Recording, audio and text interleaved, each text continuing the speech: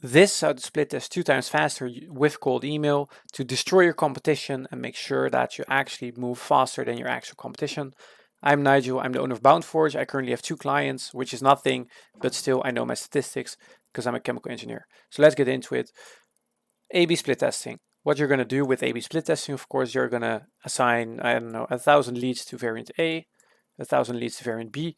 A gets 4 positive replies, B gets 6 positive replies, and you decide to work with B. Issue with this is that you don't know if those 6 is just random noise. It could also be that if you move 2 to here, like the 2 leads that cost 2 of the 6 to variant A would have won.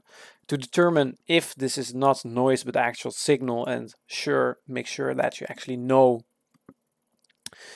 it's actually statistically significant, you're going to do a chi-square test, and if it outputs 80 to 90%, you know it's working. You can just ask ChatGPT to do this for you. Just enter your stats in ChatGPT, ask to do a chi-square test. Only thing with this is that your average of your positive replies divided by your campaign needs to be higher than 5, I believe, or equal to 5. Okay, this is just normal A/B split testing. This is A/B split testing on roids.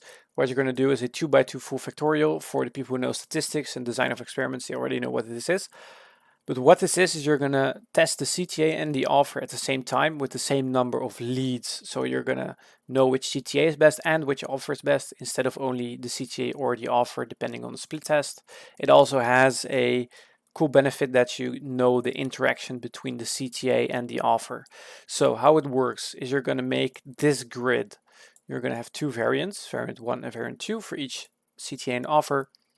And in the first 2 runs, you put CTA on 1, and the last 2 runs CTA and 2, and for the offer you're going to do it interchangeably. Then you're going to assign 500 leads to each campaign of the 4, and then you're going to output the actual metrics, for example 3, 4, 2, 3. These are obviously very high numbers compared to this, but it has the same principle. And then what you're going to do is to look at, for example, the CTA. You're going to group this group together, and then you're also going to group this group together.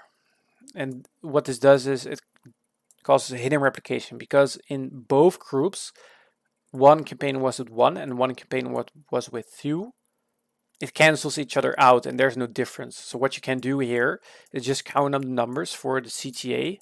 So this is the CTA, and then you're going to count here 5, and then 1,000, and here was 7. So in this case, CTA 2, 1. For the offer, it's going to be 1K each. And then it's going to be 3 plus 4 is 7, 2, 3 is 5, so 7 and 5. Exact equals, or exact opposites, I mean. And then in this case, offer 1, 1. So this 1, this 2 in both cases. But what you also can do is see the interaction between the CTA and the offer. This isn't as clear because you don't have as many leads and can just be random noise. But what you're going to do that is you're going to make your A/B interaction. So A is the CTA in this case, and for 1, we're going to name it -1, -1, 1, and 1. And then also for the offer, this is B. And then for the A/B interaction, what you're going to do is you're going to multiply these. So this is 1, -1, -1, 1. And then if you count those up, so in this case, this is these 2 runs. Yeah, 2 and 4. So 1K, 6 replies.